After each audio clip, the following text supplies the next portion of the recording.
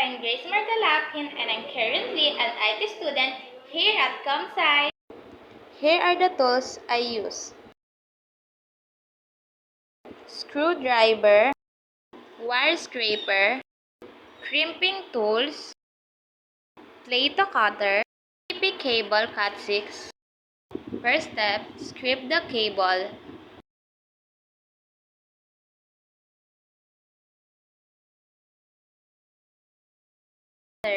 Ayan yung kakalabasan niya. Then, paghihiwalay-hiwalayin mo yung wire.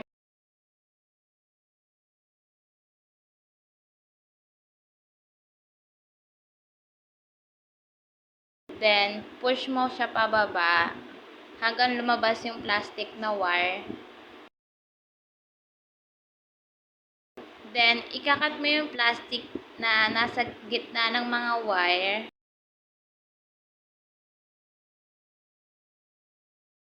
Then, ayan na yung kakalabasan niya.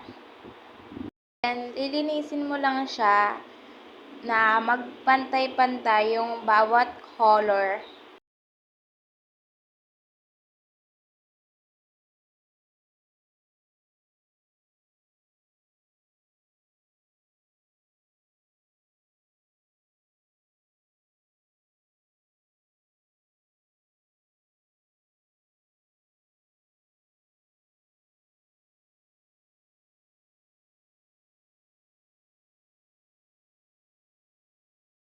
Then, ayan, pag may sobrang plastic, gugupitin natin siya para mapantay lalo yung mga wire.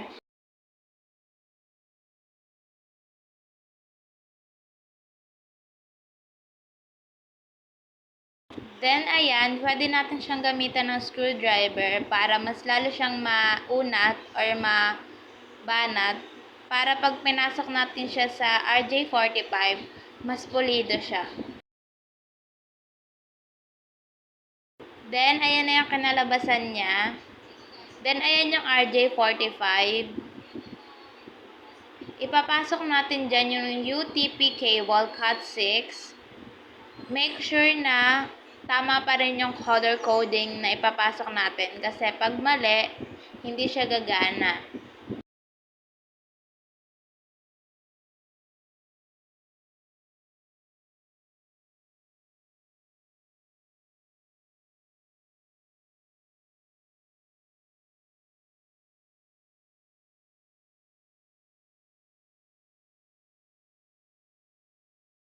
So, ayan, napasok natin siya ng perfect.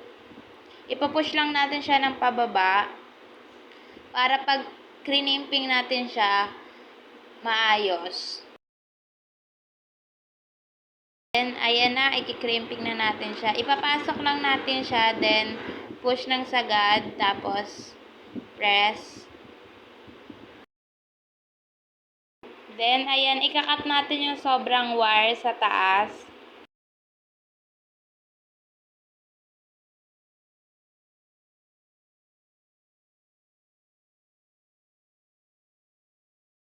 Yan, another one sa kabila naman. Balatan ulit natin yung cable.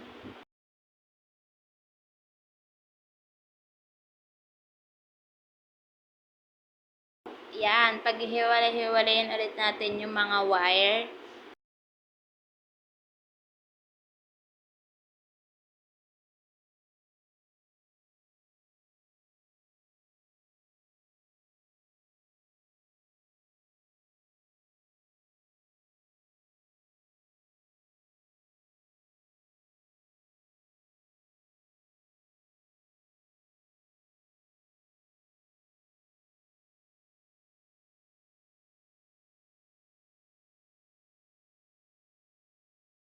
Then, ayan, ikakat ulit natin yung plastic na nasa gitna ng mga wire. Sagad kailangan.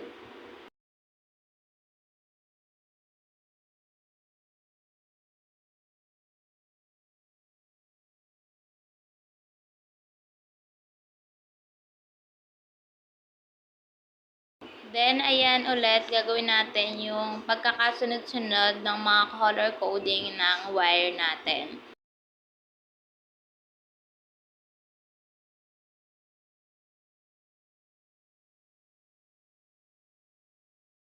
And dahil may sobra na naman, ikakat natin siya ng sagad.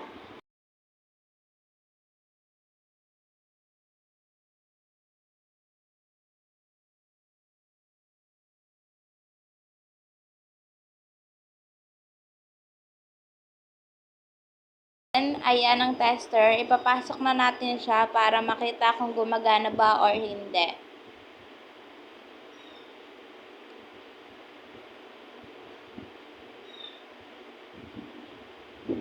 Then, start. Pindutin na natin kung gumagana.